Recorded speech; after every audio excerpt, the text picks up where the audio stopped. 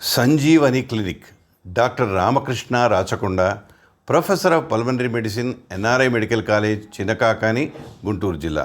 Clinic A1 Ramkutir majestic, 3/13, Brodipet, Guntur, Andhra Pradesh.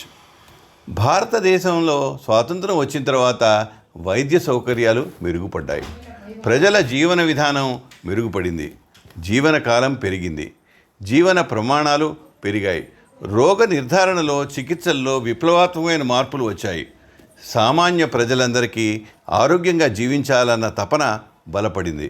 వైద్యంలో ఎన్ని ఉన్నత ప్రమాణాలు ఉన్నా వ్యాధి నివారణ ఈ రోజుకి ప్రధానమైంది.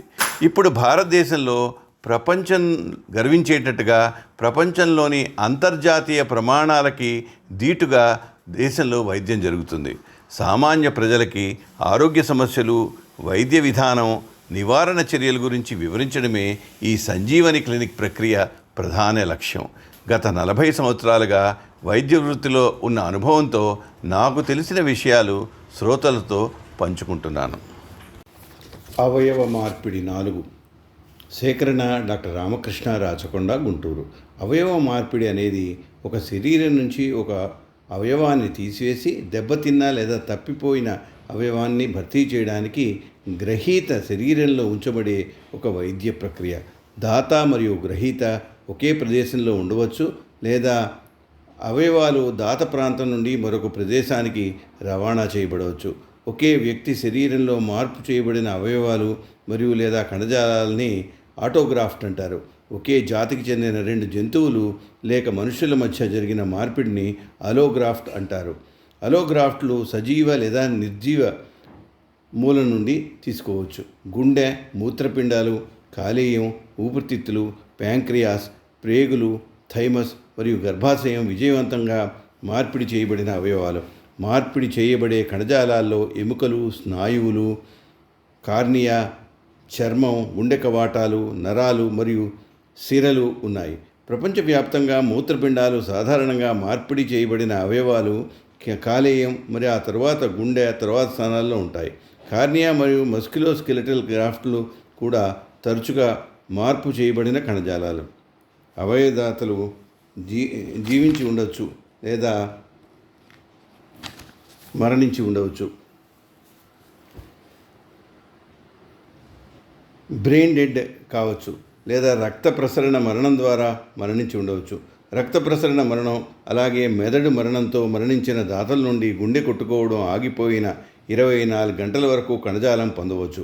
అవయవాల మాదిరిగా కాకుండా చాలా కణజాలాలు కార్నియాస్ మినహా భద్రపరచబడతాయి మరియు 5 సంవత్సరాల వరకు నిల్వ చేయబడతాయి, అంటే అవి బ్యాంకు చేయబడతాయి. మార్పిడి అనేది మరణం యొక్క నిర్వచనం బట్టి ఆధారపడి ఉంటుంది. ఒక అవయవ మార్పిడికి ఎప్పుడు మరియు ఎలా సమ్మతి ఇవ్వాలి అనే విషయం ప్రభుత్వ నిబంధనలు, కుటుంబ సభ్యుల అంగీకారం మీద ఆధారపడుతుంది. అవయవ మార్పిడిలో అనేక నేరాలు జరుగుతున్నాయి. అవయవదాతకు ఆర్థిక ఆశలు కలిగించి అవయవ మార్పిడి చేసి అసాంఘిక శక్తులు మన దేశంలో కూడా ఉన్నాయి. ట్రాన్స్ప్లాంటేషన్ మెడిసిన్ అనేది ఆధునిక వైద్యం యొక్క అత్యంత సవాలు మరియు సంక్లిష్టమైన విభాగాల్లో ఒకటి. ఒకప్పుడు మార్పిడి చేసిన అవయవం తిరస్కరణకు గురి కావచ్చు. శరీరం రోగనిరోధక శక్తి బయట అవయవాన్ని పరాయిగా భావించి తిరస్కరించవచ్చు. బహుశా మార్పిడి వైఫల్యానికి దారితీయవచ్చు. ఆ పరిస్థితుల్లో గ్రహీత నుండి అవయవాన్ని వెంటనే తొలగించాల్సిన అవసరం ఉంటుంది. సాధ్యమైనప్పుడు అత్యంత సముచితమైన దాత గ్రహీత సరిపోలికను నిర్ణయించడానికి మరియు రోగ నిరోధక శక్తిని తగ్గించే మందులను ఉపయోగించడం ద్వారా మార్పిడి తిరస్కరణను సీరోటైపింగ్ ద్వారా తగ్గించవచ్చు. అవయవ మార్పిడిలో రకాలు. Auto transplantation. ఆటోగ్రాఫ్ట్స్ అంటే ఒకే వ్యక్తికి కణజాల మార్పిడి. కొన్నిసార్లు ఇది మిగులు కణజాలం, పునరుత్పత్తి చేయగల కణజాలం లేదా ఇతర చోట్ల మరింత అవసరమైన కణజాలాలతో చేయబడుతుంది. ఉదాహరణకు skin graft, coronary artery bypass grafts కోసం సిరలు, వెలికితీత మొదలైనవి ఉన్నాయి. అవి అదే రోగి శరీరం నుండి తీసుకోబడతాయి. ఇందులో అదే శరీరం నుండి వేరొక భాగంలోని కణజాలం ప్రదేశం మార్పిడి చేస్తారు. కొన్నిసార్లు కణజాలాన్ని తొలగించడానికి ఆటోగ్రాఫ్ట్ చేయబడుతుంది మరియు దాన్ని తిరిగి ఇచ్చే ముందు లేదా వ్యక్తికి చికిత్స చేస్తారు. ఉదాహరణకి స్టెమ్ సెల్ ఆటోగ్రాఫ్ట్ మరియు శస్త్రచికిత్సకు ముందుగానే రక్తాన్ని నిల్వ చేయడం, రొటేషన్ ప్లాస్టీలో ఒక దూరపు జాయింట్ మరియు సన్నిహితంగా మార్చడానికి ఉపయోగిస్తారు. సాధారణంగా మోకాలి కీలు స్థానంలో అడుగు లేదా చీలమండ ఎముకని ఉపయోగిస్తారు. మూత్రపిండాలను జంతువుల్లోకి మార్పిడి చేయడానికి ఒక మార్గాన్ని రూపొందించడానికి ప్రయత్నాలు జరుగుతున్నాయి. డామినో మార్పిడి. సిస్టిక్ ఫైబ్రోసిస్ ఉన్న వ్యక్తుల్లో 2 ఊపిరితిత్తులను భర్తీ చేయవలసి ఉంటుంది. గ్రహీత యొక్క గుండె మరియు ఊపిరితిత్తులు రెండింటినీ దాత అవయవాలతో భర్తీ చేయడం సాంకేతికంగా సులభమైన ఆపరేషన్. గ్రహీత యొక్క అసలు గుండె సాధారణంగా ఆరోగ్యంగా ఉన్నందున దానిని గుండె మార్పిడి అవసరం ఉన్న రెండవ గ్రహీతకు మార్పిడి చేయవచ్చు. తద్వారా సిస్టిక్ ఫైబ్రోసిస్ ఉన్న వ్యక్తికి సజీవ హృదయదాతగా మారుస్తుంది. ఏబీఓ అనుకూల మార్పిడి. అవయవ మార్పిడి అదే జాతికి చెందిన మరొక వ్యక్తి నుండి అవయవం కానీ కణజాలం కానీ మార్చినప్పుడు ఏబీఓ బ్లడ్ గ్రూప్స్ చేసి దాతకి గ్రహీతకి సరిపడేటప్పుడు మాత్రమే అవయవాన్ని మార్పిడి చేస్తారు. దాతల రకాలు. అవయవదాతలు జీవించి ఉండొచ్చు లేదా మెదడు మరణం లేదా రక్త ప్రసరణ మరణంతో మరణించి ఉండవచ్చు. మరణించిన దాతల్లో ఎక్కువ మంది బ్రెయిన్ డెడ్ అయిన వారే. బ్రెయిన్ డెడ్ అంటే సాధారణంగా మెదడుకు గాయం తగిలిన తర్వాత లేదా మెదడుకు రక్త ప్రసరణ నిలిపివేయడం అని అర్థం. కృత్రిమ మూలాల ద్వారా శ్వాస నిర్వహింపబడుతుంది. ఇది క్రమంగా హృదయ స్పందనను నిర్వహిస్తుంది. బ్రెయిన్ డెత్ ప్రకటించబడిన తర్వాత వ్యక్తి అవయవదానం కోసం పరిగణించవచ్చు. మెదడు మరణానికి సంబంధించిన ప్రమాణాలు మారుతూ ఉంటాయి. అమెరికాలో మొత్తం మరణాల్లో 3% కంటే తక్కువ మంది బ్రెయిన్ డెత్ వల్ల సంభవిస్తున్నందున అధిక సంఖ్యలో మరణాలు అవయవదానానికి అనర్హులే. ఫలితంగా తీవ్రమైన కొరత ఏర్పడుతోంది. బ్రెయిన్ డెడ్ అయిన దాత అవయవ దానానికి అర్హుడు. సాధారణంగా రోడ్డు యాక్సిడెంట్లలో మృత్యువుకు గురైన దాతల నుండి అవయవాలు సేకరించడం వలన ఆరోగ్యకరమైన అవయవాలు లభిస్తాయి. కానీ దానికోసం కుటుంబ సభ్యుల అనుమతి తప్పనిసరి. బ్రెయిన్ డెడ్ అయిన యవ్వనంలో ఉన్న దాత యొక్క అవయవాలు అవసరమైన వారికి మార్పిడి చేయవచ్చు. కొన్ని సందర్భాల్లో గుండె సంబంధించిన మరణం ద్వారా అవయవదానం సాధ్యమవుతుంది.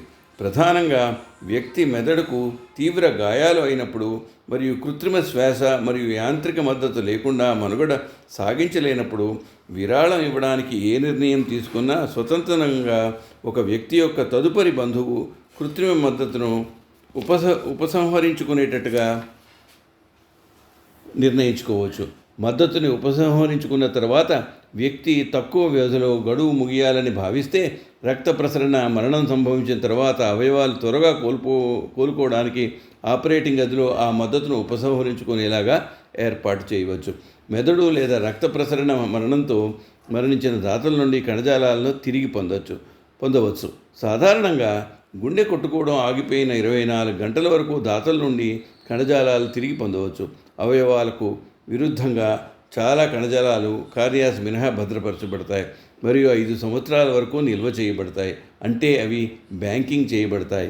కణజాల మార్పిడి అవయవ మార్పిడి కంటే చాలా సాధారణం. American association of tissue banks అంచనా ప్రకారం ప్రతి సంవత్సరం యునైటెడ్ స్టేట్స్లో 1 మిలియన్ కంటే ఎక్కువ కణజాలాలు మార్పిడి జరుగుతున్నాయి. సజీవ దాత. జీవించి ఉన్న దాతల్లో దాత సజీవంగానే ఉంటాడు మరియు పునరుత్పాదక కణం లేదా ద్రవాన్ని, ఉదాహరణకు రక్తం, చర్మం దానం చేస్తాడు. లేదా మిగిలిన అవయవం పునరుత్పత్తి చేయగల లేదా మిగిలిన వాటి పనిభారాన్ని తీసుకునే అవయవాన్ని దానం చేస్తాడు. అవయవం ప్రధానంగా ఒకే మూత్రపిండ దానం, కాలేయం యొక్క పాక్షిక విరాళం, ఊపిరితిత్తుల్లో లోపు, చిన్న ప్రేగు వంటి మార్పిడి చేయవచ్చు.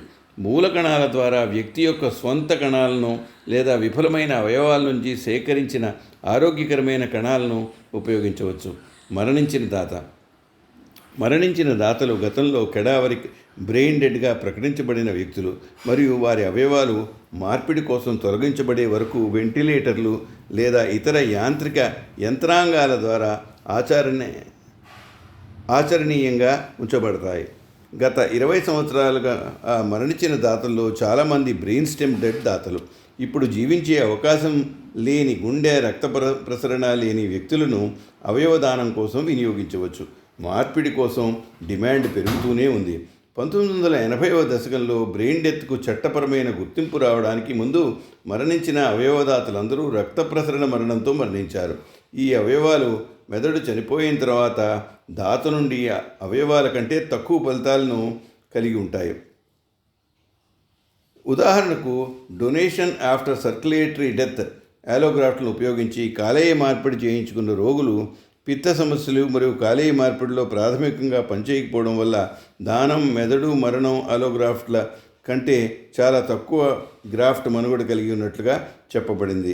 ఏది ఏమైనప్పటికీ తగిన అవయవాల కొరత మరియు వేచి ఉండి మరణించే వ్యక్తుల సంఖ్యను దృష్టిలో ఉంచుకుని ఏదైనా సమర్థవంతమైన అవయవాన్ని పరిగణనలోకి తీసుకోవాలి.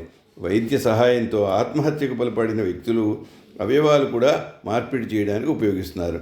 దీనికి ప్రత్యేక చట్టాలు ఉన్నాయి. చైనా దేశంలో మరణశిక్ష అమలు చేసిన ఖైదీల అవయవాలను కూడా అవయవ మార్పిడికి ఉపయోగిస్తున్నారు.